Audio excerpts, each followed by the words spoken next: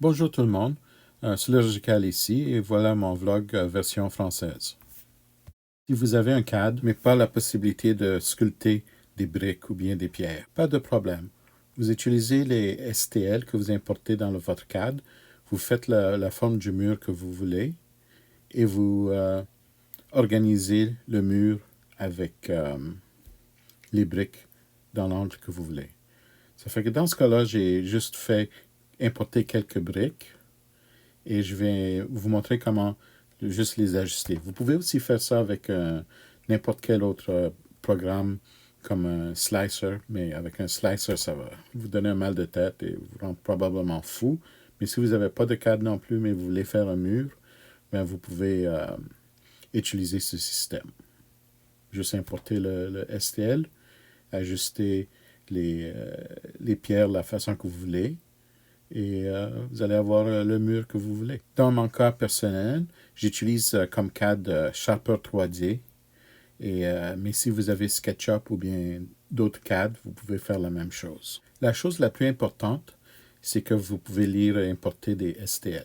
La raison de cette vidéo, c'est que je suis dans une page de Zombicide sur Facebook, je vais mettre le lien en dessous, et quelqu'un m'a demandé comment ils peuvent utiliser les pierres pour faire un mur pour un château qu'ils veulent faire. L'individu est familier avec le CAD, mais pas avec un programme comme Blender ou bien Nomad Sculpt. Ça fait que j'ai pris une série de pierres que j'ai fait et je vais envoyer le STL pour qu'il puisse faire son mur et son château.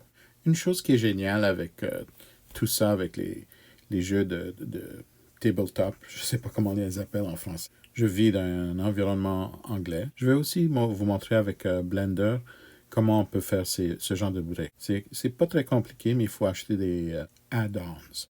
En sautant sur Blender, j'ai fait une pierre et j'ai mis la taille et la dimension que je veux. Ça fait que je fais une copie maintenant parce que je veux faire une moitié de pierre.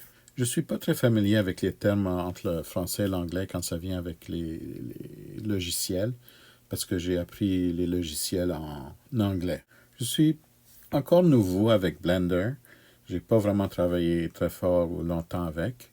Ça fait, je pense, 1 mois et demi, 2 mois que je travaille avec. Vous allez voir des fois, de temps en temps, je vais me répéter un ajustement, je vais faire une petite erreur, mais ça, c'est normal, ça vient avec le territoire.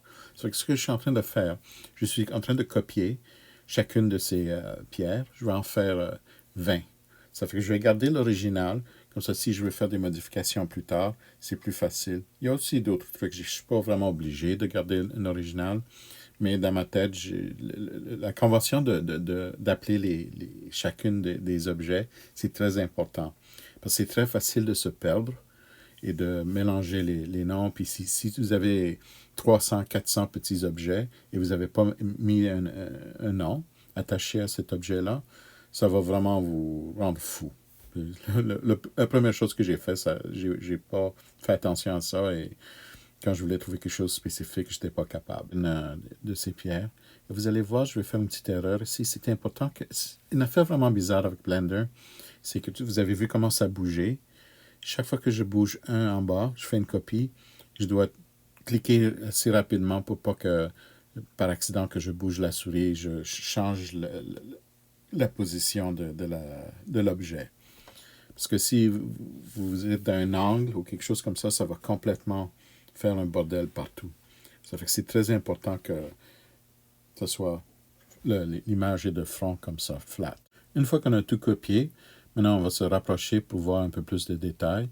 Et je vais commencer à utiliser les add-ons que j'ai achetés. J'ai acheté quelque chose qui s'appelle OCD2. Et si tu achètes le bundle, ce que je recommande, j'ai aussi un autre effet qui fait des brisures, bien des craquelures dans les objets. Vous allez voir.